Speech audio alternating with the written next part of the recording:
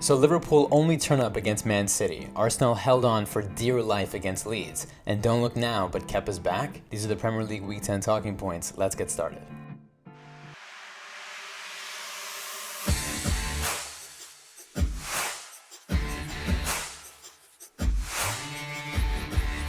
You know, I really was debating whether or not I should have started today's video talking about Arsenal first, but the fact that I'm leading off with the 10th place Liverpool playing Man City is just a testament of how captivating their rivalry has been. Regardless of their position on the table, no matter what competition they find themselves in, Manchester City versus Liverpool is must-watch TV. And let's be honest, it comes down to the two managers. Klopp and Guardiola are still the two best managers in the league, as no pair of Premier League teams have amassed more points or silverware than these two in the last half-decade. Pep's possession-based philosophy versus Klopp's heavy metal football, it's just always been box office. And they've been going at it for 10 years now. Coming into Sunday, the German and Spaniard had played each other a total of 25 times, the most fixtures Klopp has had with any coach, and the second most for Guardiola, with Jurgen only behind Jose Mourinho.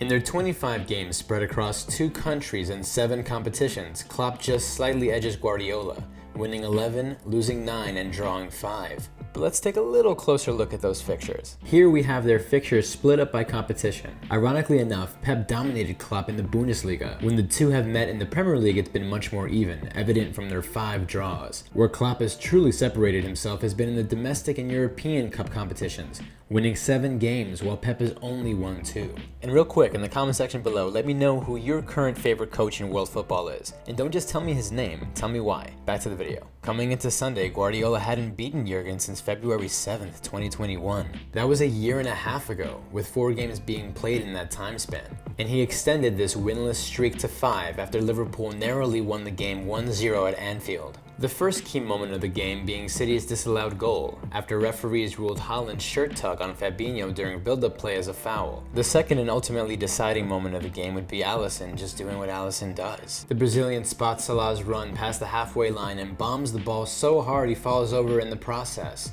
Cancelo, usually flawless on the ball, misreads it completely, letting it bounce for Salah, who finishes calmly. Guardiola was absolutely incensed by the refereeing in the first half, and we got a classic Pep post-game interview because of it. For what it's worth, Jurgen was also incensed with the refereeing, except in the second half, getting himself sent off for dissent. The win against City brings Liverpool up to 9th place after 9 games with a total of 13 points.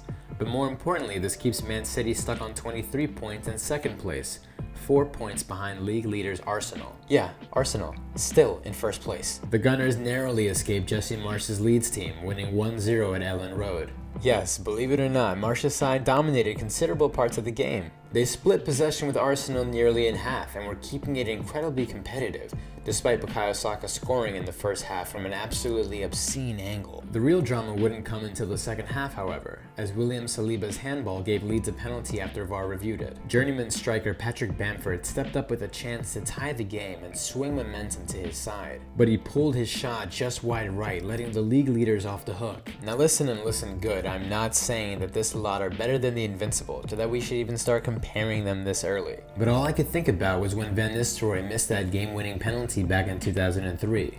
A miss that would eventually wind up keeping Arsenal's invincible season intact. The point being that there are moments during championship winning seasons that prove to be more crucial than we can comprehend at the time they happen. Obviously, we won't know for sure until it's all said and done, but something tells me that this just might be one of those moments. Arteta's boys have been the most consistent team in the Premier League so far and sit atop the table with a staggering 27 points after 10 games. That's their best start to a campaign since 1903, over a century ago, and is a better start than any of their previous title-winning seasons. They play relegation candidate Southampton next week, a game that the London side will surely see themselves as favorites to win. And from one London team to another, everyone watching right now, get on your phone, download SeatGeek, and make sure to cop your tickets for Kepa Arrizabalaга's revenge tour right now. The kid really bugged out this weekend, man.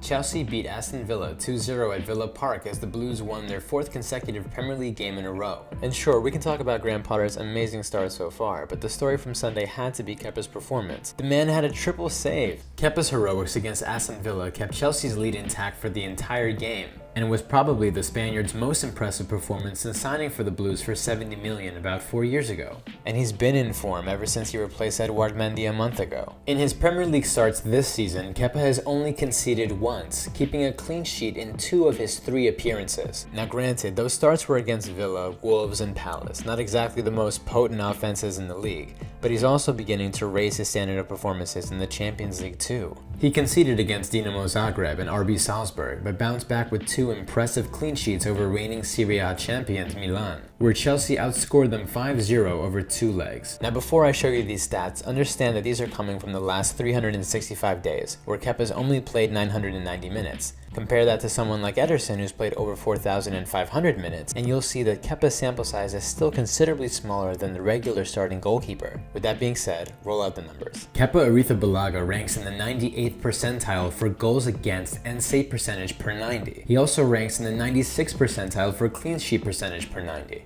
Kepa's resurgence is right in line with Chelsea's turnaround too, with the club winning 5 games in a row in all competitions. Graham Potter has seemingly steered what once looked like a sinking ship, and he'll look to continue smooth sailing as they play Brentford next week. And that's all I got for today, boys. As always, I'm Andy, first team all Sideline. Don't forget to comment, subscribe, and smash that like button. Till next time, boys.